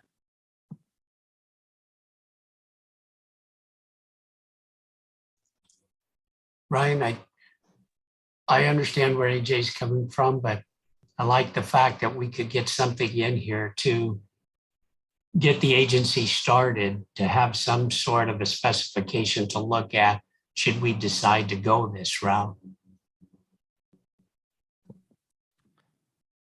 Thank you for the feedback. Anybody else have comments on that?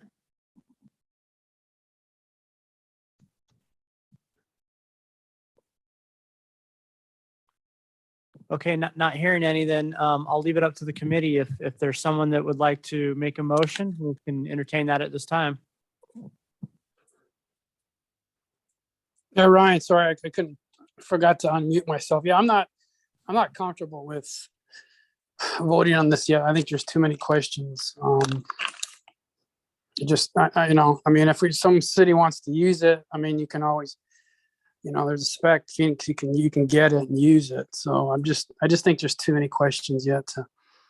I'm not comfortable with it anyway. So. And speaking for myself, I think I would be abstaining from a vote if it did move to a vote myself. I would like to continue vetting it myself. So it sounds like there's at least a few people that would like to continue reviewing before taking a vote. But again, anybody else that would like to comment on that, happy to hear it. And again, it is up for possible action. So if someone would like to make a motion, that is always on the table for us to do. Yeah, this is Warren too. Yeah, I like the concept too, but I just haven't had enough internal feedback on it yet to weigh in. Okay. Well, Ryan, what I'm hearing is I think we're reaching a point where maybe up to half the committee is asking for a little more time before we vote on it. So again, I think that would be my recommendation. And I don't know if you have any thoughts on that, if you're okay with that, if this moving forward to the next meeting. And I suppose typically September is our last meeting. It is always possible that we could schedule a meeting in October. Gordon usually indicates that's our last drop dead month, but we could certainly do that if we feel like one more month would be sufficient. Or Southwest. Speaking out of turn, Gordon. No, I think that's Well, that's our exactly. squad numbers anyway. Yep. I was just going to say, I think that's right. You know, Yep. there is the option of voting on it today and just seeing where the votes fall. But in general, we like to kind of come to consensus, and usually our votes are unanimous. So I think it's probably good to have, the feedback that you need in order to feel that everyone's vetted it properly. As far as when it can be voted on, if not today, we could schedule a meeting in October to vote on this, and that would still give me time to get it reviewed and in the possibly published for January of 2023. If there's not sufficient time or sufficient desire to have an October meeting, this case could be carried over. It was introduced this year, so it could be carried over into 2023 and worked on then. Of course, the downside there is that it would not be able to be put in the MAG standards until 2024. Okay, thank you, Gordon, for helping us with those options. So again, Ryan, I'll reach out and ask you if how you want to proceed, and if we want to proceed with the vote, we'll need a motion in a second, or if someone wants to, again, if people feel like one additional month would be sufficient, we want to schedule a meeting in October to possibly take action, we could do that. Or otherwise, again, carry it forward to next year. So looking for some guidance from the committee on what people are comfortable with. And if need be, we could hold another working group meeting too. We could just schedule it, out 2 weeks from tomorrow, if that would help too, if that's part of the solution. But that's if the committee members think that they can do all their vetting they feel necessary in the next month. I know I think this was somewhat of a late addition to the review, so I definitely understand the desire for more information and more time. It was unfortunate that I couldn't be in the work group meeting the last time it occurred for technical reasons. I'm happy to provide additional information or answer questions and respect the committee's decision, however you choose to move forward. Ryan, Jim Badowich, Avondale. One of the questions that we had, because we looked into this a little bit at Avondale, is that we were concerned about the marking, tire marks and, basically getting marked up and dirtied or whatever you want to call it. And that, we get complaints from residents saying, hey, it's dirty, we want it cleaned or resurfaced. And have you guys experienced any of that kind of comments from the public, especially on a local street, that they didn't like it because it looked dirty and wanted it cleaned and that type of thing? We definitely received comments about the look, and it does look different. It does show tire marks, oil stains, much more than a traditional black asphalt pavement. That's also why we're going a little more gray from our pilot to implementation. But I think that would be up to each agency to decide. Just because it's in MAG doesn't mean agencies will elect to use the product or the technology. We're looking for ways to mitigate it. And every time we're in the news about it, I also get dozens of emails asking, when can my neighborhood be next? So for every complaint, I'd probably have 3 or 4 people that would be outside my door if they could, asking to be put on the list. So it's a mixed bag. Yeah, no, there's a benefit to it. Our concern was, are we gonna, if we get calls like that, is our, public works crew gonna be out there, having to, pressure wash this all the time because people want cleaner looking streets, just because it shows more, you still got all that on the black pavement. It's just not, as visible as it would on a gray or white pavement. So that was our concern. So. Yeah, I got a for question better or for for you. worse, we've not done extra sweeping. We still just sweep our local streets quarterly. I had a question, but I'm impressed Avondale pressure washing streets. Maybe I should move to Avondale. That's a good thing. Well, no, we don't want to. That's why. So. we just look at everything. What kind of maintenance is, because again, you got to look at maintenance on a lot of this stuff. And are we going to get increased calls because the street now looks dirtier, even though it's no different than what the current streets are? Are we going to, are they going to, get call from a, management or council saying you need to get out there and wash these streets? And then, so now you've got a whole new maintenance chore that's, maybe got to be done in addition to street sweeping. So I don't know. That's why I'm just asking the question. Yeah, that's good thing. Lately I have been getting a lot of calls, and also council's been getting a lot of calls related to blue stick markings. And it seems like everybody wants the blue stick markings off of their street or sidewalk and pressure wash. I know this is a little bit off topic, but is any of the other city getting those kind of calls, and what are you doing about them? No, we get those all the time. They want them removed, and we tell them, no, it's the law, they're there, but it'd be nice if they could be, if we, make the utility company remove them, or if they're like watercolors or something that could easily be washed off, but it's just the way it is. I thought they were supposed to be water-based paints. They are, but Arizona, we don't get a whole lot of rain. Yeah, So they okay. can last more than 2 years.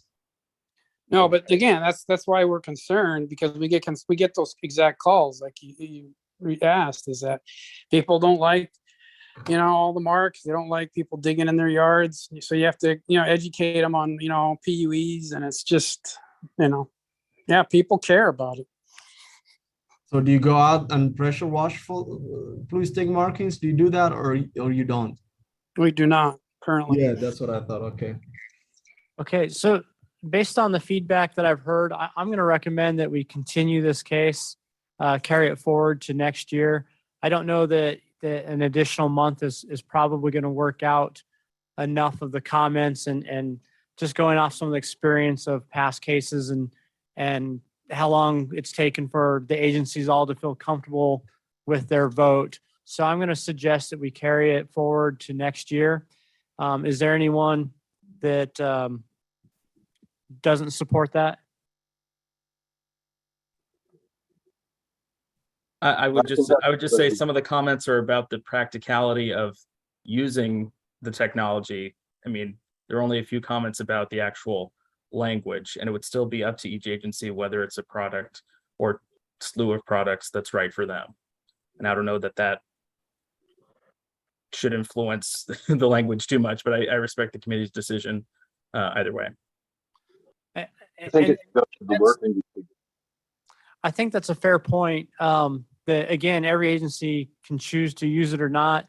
I know that once something is adopted by MAG, there can sometimes be a lot of pressure from the development community or from others to allow it because it's now allowed by MAG. And at the same time, if there's any agency that is interested in incorporating this within the coming year, certainly we've got the specification as shown currently, and that's something that just as Phoenix has done throughout the past year on any specific project where they choose to use it. There is a specification available that could be incorporated on a project by project basis. So I do think that goes both ways. If it does get incorporated, agencies can still restrict it. And if it doesn't get incorporated, agencies could still choose to use the specification as has been drafted up. So again, I think I'll recommend carrying it forward to the next year unless I hear strong opinions otherwise. Do we need a vote on that?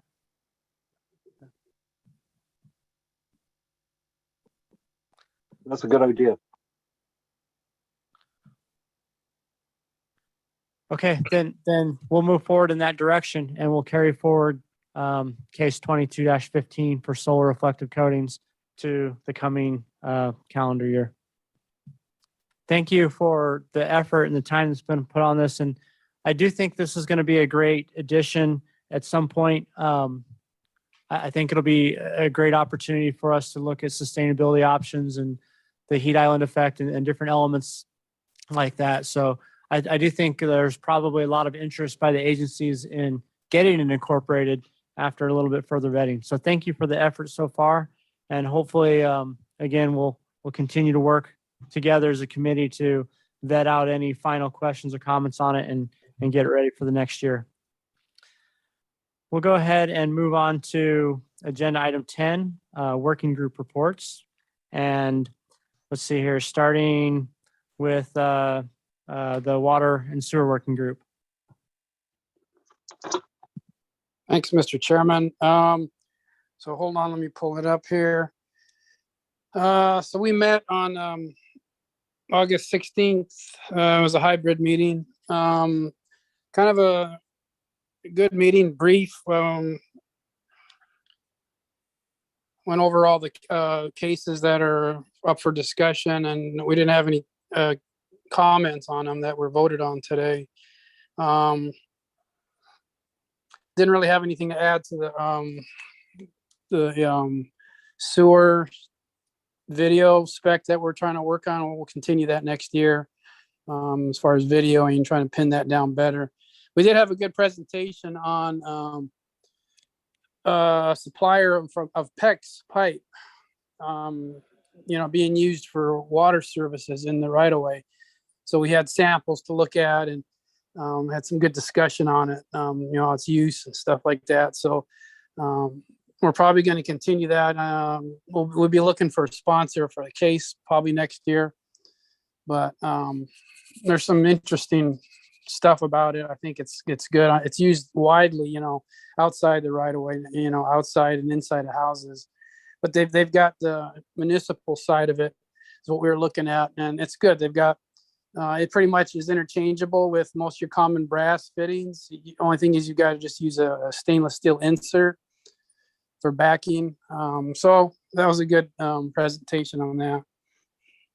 So we did see about maybe having another meeting this month because we did have some discussion on modifying the detail 212, the potholing detail.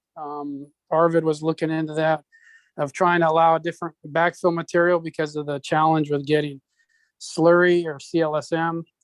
So we're looking at maybe some kind of coming up with an agreeable pea gravel or chip that might be able to use in lieu of, again, it'd just be another choice for agencies to use if slurry wasn't available. So we discussed that. So we may carry that forward to the next month's meeting, which would be this month. So for now, we're going to plan to have a meeting on September 20th, and that'll be our last one for the year. So, and that's all we did. That's all we got. Thank you, Jim. And asphalt materials, concrete working groups. Well, He's on. I'm here. What we discussed was case 22-15 that we just spent the last half hour discussing, and all the things. Well, we discussed much more in today's meeting than we did during the committee's working group. So you have the meeting notes in your package. There really isn't anything more for us to talk about. We do not have another meeting scheduled for the rest of the year, and since the case will be held over to next year, we'll continue that. Okay, thank you, Jeff. And outside right-of-way working group. I don't know if I saw Peter on. Oh, there he is. I'm here. I'm here. All right. You've been awful quiet this meeting, so I didn't know. Well, you're passing things. I do want to thank Wayne and everybody in the architectural group working on those irrigation standards. It was a heck of an effort to put those together, and a lot of time, a lot of selfless work to get those done. So in general, I just really want to thank everybody who worked on that, but Wayne in particular on it. We had a meeting on August 18th, which we did just a cursory review of the cases that were talked about. We've launched into what we're going to be planning to present, hopefully January, February timeframe. And so we've got specific ones we're now moving forward with in terms of some of the other items in the low impact development areas, specifically. The vegetated rock bioswale detail, Eric Bonds with the City of Tempe has got that in final draft form. He did get that out for final reviews. So we'll be continuing to work on that. I think we'll have that ready right out the gate in January on that to be able to present to the committee and kind of show you where we're going on those. Spillway detail, which is again the small spillway detail. We talked quickly. Eric's going to finish this one first, and then he's going to get into the connection detail. That's the one we didn't do last year. That was between the pavement and the sedimentation basin. So we're going to do that. We had extensive discussion on detention tanks and the detention tank criteria. Keith Kesty with Phoenix has taken the lead on that. Keith's working on two details now that is going to be a little bit more generic. We're converting some of the City of Chandler's detail work with the CMP, but I think we're going to try to show a number of different ones. We did have ADS Pipe Bill Davis show up, and he's going to provide some assistance on that too. So that one's starting to gain some momentum. I don't know if we'll have it ready in January, but probably early in the year we'll be able to get some previews out on that and give you all an idea where the detention tank is going. We're trying to get that as broad as possible. Bill also brought up wanting to look at storm drain inlets as a potential one. We told him, please feel free to bring those forward. We're more than happy to start looking at those too. Again, that's probably going to be more really outside right-of-way stuff. And as we continue developing our standards, we're seeing more and more opportunities with the outside right-of-way really going back to some of the original intent. Other discussions we had, we opened it up to looking at other opportunities. One that was talked about was stormwater harvesting basins, and there seems to be a lot of motivation for moving that forward. Wayne said he could potentially help on this, and I think we're going to try to get that one going also. Infiltration trenches, that was another topic that was talked about, and City Tempe has these, and I've used them in the past also very effectively in retentions. I think, again, we're talking more on how to enhance some of these systems that they continue to be developed. We talked about how, now again, we're moving into the supplemental areas a little bit more, and did some discussion so everybody kind of has a better understanding of how it's going to be a little different as we move into those. It's not going to be part of the main book because of that being outside right away, and each agency probably is going to want to look at it a little bit differently. Our next meeting is planned on the 22nd of this month. We'll probably have an October meeting, and then we'll call it quits for the rest of this year, and then kick back in January. I'm open to any questions. Great, thank you. Looks like very busy there. Yeah. Lots of people, lots of ideas. I can work with you. Peter, I hope I can get with you next year on this committee and help you push through, because what you've done is great. And I think I'll be in line to do that for you. Yeah, well, my goal is by the middle of next year to have my workload in the other job down, because I am going to do a partial retirement. So my goal is really to be working a lot more on committee work. So let's see where it goes. Okay, thank you. Okay, thanks. Hey, Peter, this is Warren. Real quick, one quick topic on the underground storage. Yeah. So it sounds like we need the 3 flavors, either the traditional tanks, which are the CMP, which sounds like hopefully we're having some discussions about there. Correct. And then you have the chamber systems, which are the HDPE half domes, and then you have the vaults, which are the concrete, right? So kind of 3 different flavors of different undergrounds. I suspect Bill's brought those up, but I think that's going to be the way it develops. But at the time we said, let's start getting a detail put together. Let's see what it's starting to look like. But I'm thinking you're right. It's probably going to be a bit. I think 3 is probably going to be about correct. Okay, great. Thanks. What about just old-fashioned retention basins? Well, that's what the regular retention basin. That's why we're working on some of those concepts, like the drainage trenches within those, the rock-filled drainage trenches, to enhance the existing retention basins, things like that. So yeah, we're looking at both. Okay, thank you everyone on the working group reports. We'll move to agenda item number 11, which is general discussion.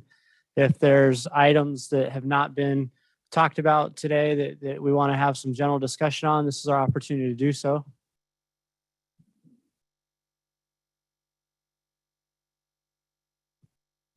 Okay, hearing none, then we'll move on to agenda item 12, which is the staff report, and Gordon can give us an update on the process to get these details and specifications finalized and ready for publication. Thank you, Ryan. I'll try and make this quick. Essentially, now that we've gotten the cases approved for the year, I'll begin making the updates to the specs and details book and the details book. I may need to adjust some of the details themselves to make sure they're in the right MEG format, as well as write a quick summary of each case. The summary report and the update packet then goes to the to the Public Works directors. And I wanted to thank everyone for giving me updates to that list so that we get it sent to all the people who need to see it. They have 30 days to review it, and then it'll go to the MEG Management Committee for review at the end of November, and the first week of December to the Regional Council of MEG.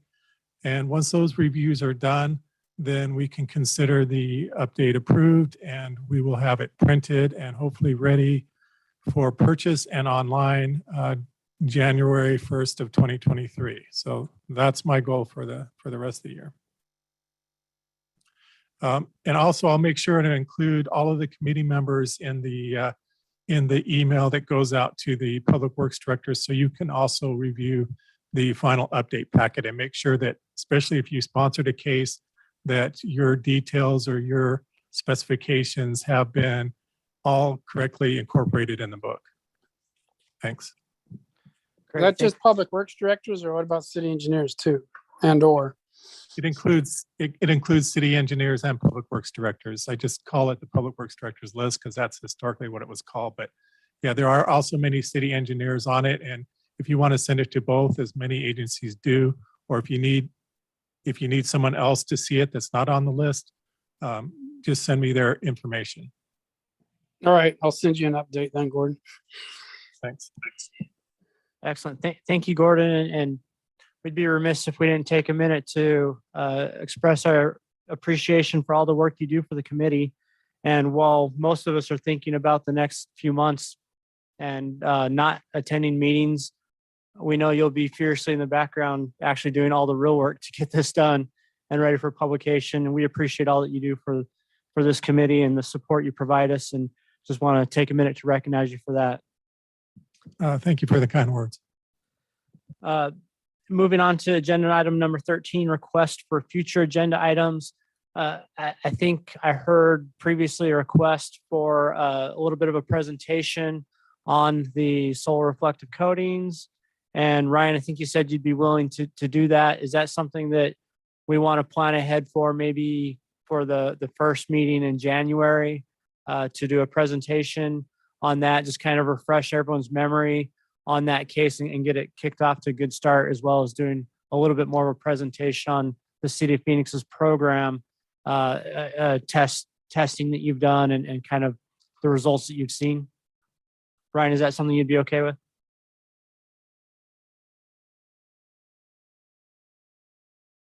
Maybe he left the meeting already. We can reach out and talk to City of Phoenix on that. AJ, is that something you're still interested in? Okay. Very good. Are there any other agenda items requests? One thing to keep in mind is if you notice any other miscellaneous corrections between now and January, we always try and start up a case on those at the, early in the year. So if you happen to run across something in the meantime, keep that in mind. Very good. Thank you. And then agenda item 14 is any comments from the committee. This is an opportunity to provide for members to present a brief summary of current events, if anything. We've probably already addressed that through other discussion items, but if anyone has any final comments. I'd like to say one thing. Yeah. This is cool. Yeah, I can hardly wait to take up micro trenching in the waterworks working group. That's about all I can say. That was an amazing presentation. Well, that sounds fantastic. I'll let you take that on then. So, yeah. Thanks, Paul. Welcome. As of now, I don't think anyone's presented a case or suggested a case on that yet. But maybe that's. Don't you remember when they came in and presented that concept a couple of years ago, and everybody's like, let's see, we've been in the underground construction business for 50 years here, and we're not burying stuff 12 inches deep. We know what happens when you do. And then that came in. So anyway, I just wanted to comment on what a surprise, and I look forward to how it develops. Very good. Any additional comments? I have one. This is AJ from the town of Gilbert. So I have now transitioned over to our engineering inspections supervisor position. So this will be my last MAG committee member or committee meeting as a voting member. So January next year, you guys will have a new face from Gilbert to be determined. Well, AJ, thank you for your time. It's been a few years. I know that you've been on the committee. We appreciate all your input and the time you spent on the committee. Thank you. I will still, I'll probably have more time to attend the working group meeting, so I'll still see you guys there. You can't get That'd rid be of awesome. Okay, if there's nothing else, then we can go ahead and adjourn. Thank you, everyone, for attending today. See y'all next Try and year. have a great off season. Thank you. You too. See ya, Thank- guys. Take Appreciate care. everybody. Thank you, everyone. Hey, Arvid, I can hardly wait till you locate those micro trenches.